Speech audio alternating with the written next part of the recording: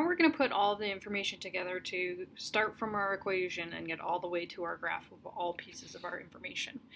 Now, because from our numerator we get the x-intercepts and then our denominator we get the vertical asymptotes, I'm going to factor the top and the bottom just to start off, and it makes it easier, and then tomorrow when we add one more piece of information it also makes it easier. So there's nothing to factor on the top, so I just leave it as 2x squared. On the bottom, we have a difference of squares. So we have a perfect square, and a minus in the middle. So it factors to the square root of x squared, which is x, and then the square root of 9, which is 3. One has a plus and one has a minus. Okay. Remember, the domain is the bottom not equal to 0. So we have x cannot equal plus or minus 3. The vertical asymptotes is the bottom set equal to 0, so we have x equals plus or minus 3, and then we also have the multiplicity. Both of these multiplicities come from an unsaid first power, so their multiplicity is 1, so they're both odd asymptotes. Okay. Now, with the horizontal, slant, or oblique asymptote, you're comparing the powers. So here, when I compare the powers, we've got an x squared to an x squared, so our powers match. So if the powers match, then it's the coefficients in front. So we have y equals 2 over 1, which is just y equals 2. I guess I can just write 2. Okay. Our x-intercepts, I'll put compare powers here. Our x-intercepts come from setting the top equal to 0. So if we set the top equal to 0, we've got 2x squared equals 0, so we'll end up getting 0. The x-intercepts also have multiplicities. This multiplicity is a 2, so it's even and bouncing. Okay. The y-intercept comes from finding f of 0, so we plug 0 in. So when I plug in 0, I get 0 squared over 0 squared minus, 2 times 0 squared over 0 squared minus 9. So 0 over 9, negative 9, which is just 0, right? Because we found f of 0. Okay. We should also be expecting that we get 0 because our x-intercept was 0. So if you have an x-intercept of 0, then you have a y-intercept of 0. The range, I wait until we do our graph, right? So we have plus or minus 3 is our vertical asymptotes. So I'm putting those on the graph, and then our horizontal asymptote is y equals 2. We've got the x-intercept of 0. It's going to bounce. Both my asymptotes were odd, so I'm going to put odd down here. We got the x-intercept, we got the y-intercept. So now I'm good to go. So we have 3 parts to this graph. We've got this part that's left of negative 3. We have the part in between negative 3 and positive 3, and we have the part to the right of 3. To the left of 3, we have no x-intercepts here. So if I'm going to follow the asymptotes, which what happens with your graph, I'm going to have to be in this upper portion here. So my graph is going to go something like that, where it just pulls towards the asymptotes. This asymptote is odd, which means they go from opposite sides on the left and right sides of the asymptote. So on the left side of the asymptote, we're coming from above. So on the right side of the asymptote, I have to be coming from below. So if I come from below, I'm going to come here. I'm going to go towards my x and y intercept in this case, and I'll bounce at the x and y intercept and then come back and pull towards here. So it's kind of a parabola-like shape. This asymptote is odd. So on the left side, we're coming from the bottom. So on the right side, I have to be coming from the top. Or you can see we have no x-intercepts here, so I can't be in this portion. I have to be up here. So we're going to have pull towards the asymptotes. Okay, so then this creates our picture. Now if we do our range, remember our range is we're scanning from bottom to top to see where our y values are. So here, we have a graph that exists from negative infinity all the way to 0. I have this gap from 0 to 2 where there's nothing happening, right? So we have from negative infinity to 0. At 0, we touch it, so it's going to be a bracket because we touch it. Then there's this gap here from 0 to 2. I pick back up from 2, but I never touch 2. I just get really close to it because it's an asymptote. So I go from 2 all the way up So from 2 to infinity. And then that gives us our range. I like to start by factoring both the top and the bottom. So here we're going to do 7 times by 2. So we're multiplying to 14 and we're adding to -5.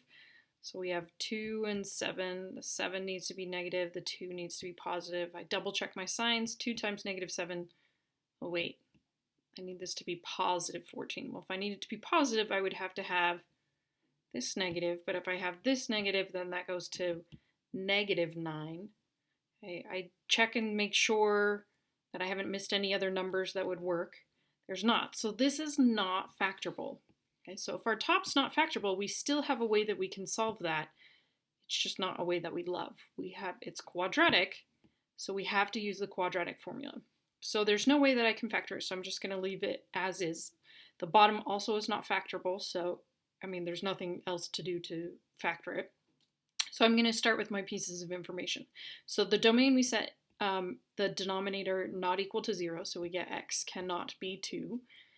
The vertical asymptote, we set the denominator equal to 0, so we get x equals 2. And it's odd.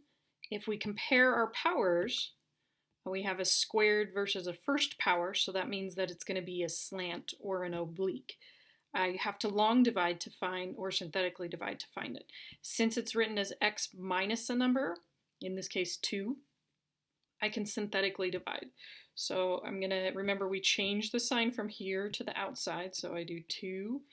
I check my powers, squared 1, none, so I don't skip any powers, so 2, -5, 7. So I bring down the 2, 2 times 2 is 4, -5 plus 4 is -1, 2 times -1 is -2, 7 plus -2 is 5.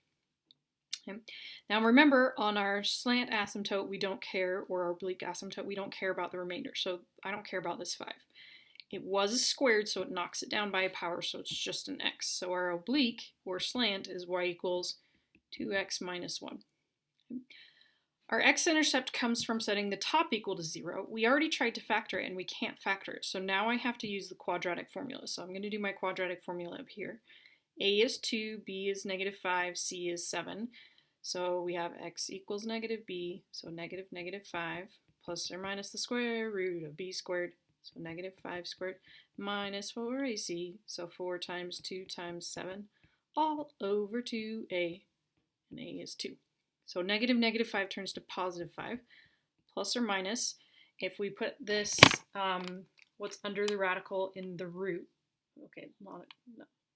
If we put what's under the radical in our calculator, we do -5 squared minus 4 times 2 times 7, or you can just use your brain, either it's acceptable. This gives us -31, and then all over 4.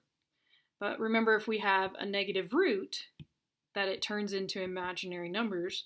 So we have 5 plus or minus I root 31 over 4, right? So there are none because they end up being imaginary, right? So since our x-intercepts are imaginary, there's not any that happen on the graph.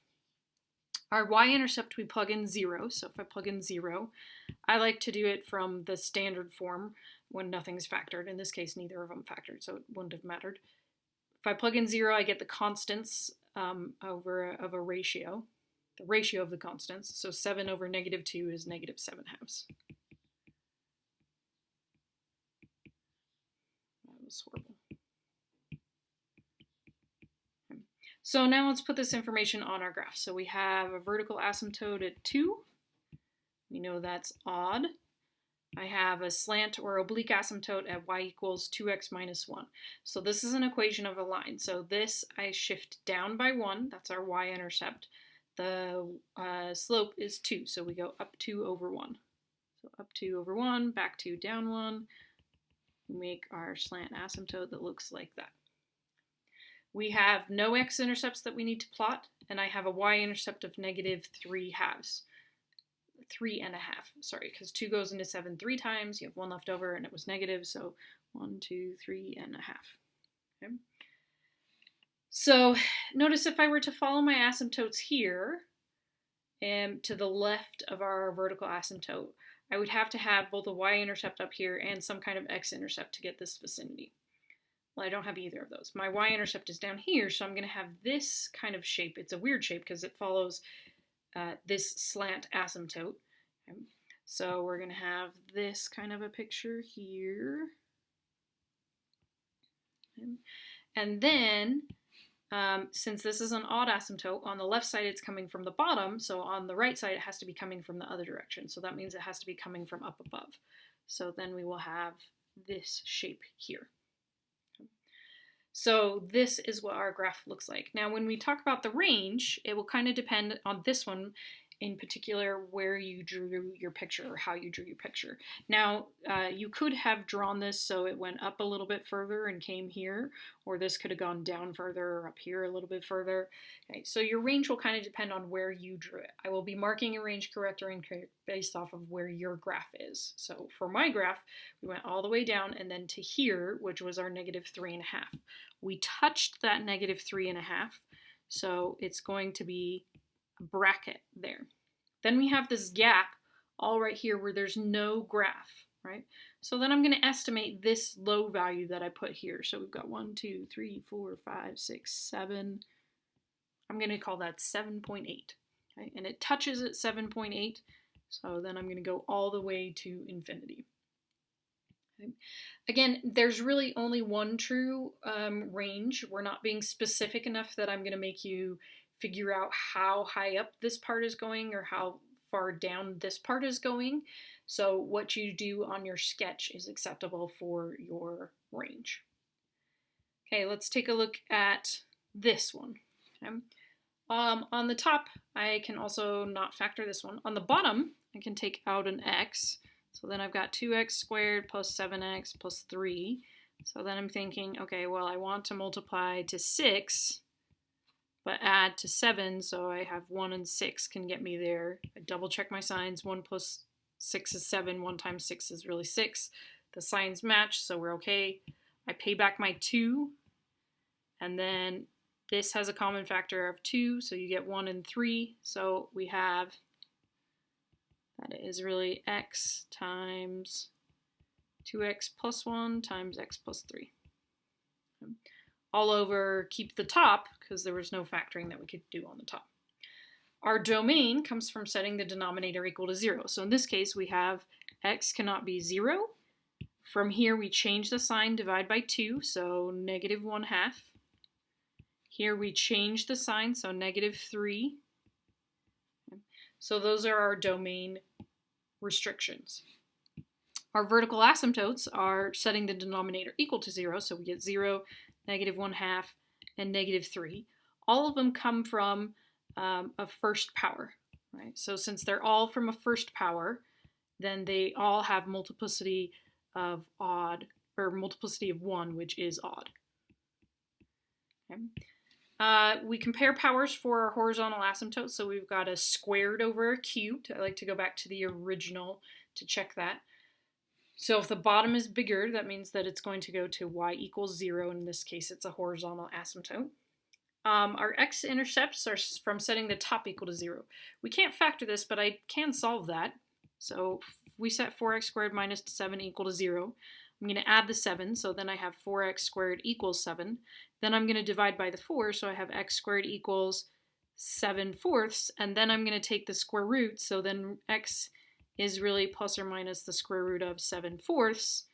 I know the square root of 4 is 2, so this is plus or minus the square root of 7/2. Okay. They came from a first power, right? This was an x to the first, so both of them are odd and crossing. Okay. Our y-intercept comes from plugging in 0. So if I plug in 0, again, I like to go back to my original one. I get -7/0, which means this is undefined, which means there's no y-intercept. Okay. So now I'm going to go put all that information on my graph. We have quite a bit of information this time. So we've got x equals 0, x equals -1/2. It'll be nice and squishy on mine. I need a highlighter that's less fat. And then -3. And then our horizontal asymptote is at y equals 0. And then I need to see for my x-intercepts, I need to see where those numbers are. So I'm going to use my calculator to approximate root 7 divided by 2. So that gives me 1.32 and negative 1.32. So 1.32 is about here, it's crossing, and negative 1.32 is here and it's crossing. We have no y-intercept, which should make sense because we have this vertical asymptote here. Okay. Now, if this is too little for you and it really bothers you, you can scale so that every 2 is 1. Actually, maybe I'll go back and do that. Okay. So we've got, just going to do, this is 1, this is 2, this is negative 1, negative 2, negative 3. Okay, so if we go back, we've got this is at 0, negative 1/2, and negative 3. We still have y equals 0, and then we've got 1.32. So like there-ish, and it crosses 1.32, there-ish, and it crosses. So it's a little easier to see. Or you could scale by whatever. All of them are fine. I just need all parts of the graph there and visible. I said and visible, not invisible, just in case you were wondering. So we've got lots of parts on this graph. I have this portion here, this portion here, this portion here, and this portion here. Okay? So if we're looking, we could have either portion up above or down below. I have nothing to tell me either direction. So now I'm going to look at this one. Well, if I come here, I could cross and go through here, or I could come here and cross through there. Okay, so there's nothing there that tells me that piece of information. This information, this will be just a really skinny thing that'll be either here or here. Again, no piece of information to tell me one thing over the other. And then here, I could have where I cross and come follow, or where I cross and come follow. So I have nothing that tells me which way it starts. So what I have to do is I have to plug in one extra piece of information and see where I'm at. So I need a piece of information either from this portion of the graph, this portion of the graph, this portion of the graph, this portion of the graph, this portion of the graph. Okay? So I forgot my x-intercepts. So you're looking in between your x-intercepts and your vertical asymptotes. So here, here, here, here, here, or here. Okay? And then that will help me figure out if it's going to be above or below. So I like the number 1 to plug in. 0 I can't plug in because it's a, well I could, but it's a vertical asymptote, so that's not going to be helpful. So I'm going to plug in 1 because that's a nice number to do a value. Okay, so if I plug in f of 1, I'm going to have 4 times 1 squared minus 7 over 2 times 1 cubed plus 7 times 1 squared plus 3 times 1. Okay, so I'm plugging this piece of information in so that I'll know at 1, am I above or below? And then if I know if I'm above or below, then I can get the rest of the graph. So if I plug in 1 on top, we've got 1 squared is 1 times 4 is 4, 4 minus 7 is negative 3. On the bottom, we do 1 cubed, which is 1, so 2 times 1 gives us 2. And then 1 squared is 1 times 7 is 7. And then 3 times 1 is 3. So we get 2 plus 7, which is 9, plus 3, which is 12. So we get negative 3/12. So that means at 1, it's down below here. Right? So now this gives me this extra piece of information that means that I can now get the rest of my graph. Okay? So since we know that this is below, that means I have to be coming from this direction. I can no longer be coming from here because we know at 1 it has to be below our horizontal asymptote. So I come from down here, I will cross, and then eventually I'll have to pull back towards my asymptote. So I may go up just this portion here, or, you know, like maybe I go up higher. We're not sure how high at this, and we don't care at this moment how high, but we're going to pull back towards our asymptote. This, oh, I forgot to put all my asymptotes were odd, is an odd asymptote. So on this asymptote, since on the right side we're coming from the bottom, that means on the left side I have to be coming from the top. So right here in this little teeny portion, I'm going to have like this parabola looking shape, right? It's not a true parabola because it doesn't keep going left and right for forever, but I have this parabola looking shape in between these two asymptotes. Okay? It came from the top, and then I can't go past here, right? So this may be moved down further or up higher, depending on what your graph. Again, I'm not making us find that piece of information. And so it can vary a little bit from here. There's actually only one graph. We're just not carrying enough to actually find that piece of information. This is an odd asymptote, so from the right side, it's coming from the top. So that means from the left side, it has to be coming from the bottom. So I'm going to come over here. From here, I'm going to cross here, and then I'll have to pull towards this asymptote. This is an odd asymptote, so if I coming from the top on the right, from the left side, we have to be coming from the bottom. So then that means that I'll have to be coming from over here to get this shape. Okay. So we get this graph where we've got 1, 2, 3, 4 different parts of the graph based off of our vertical asymptotes. Okay.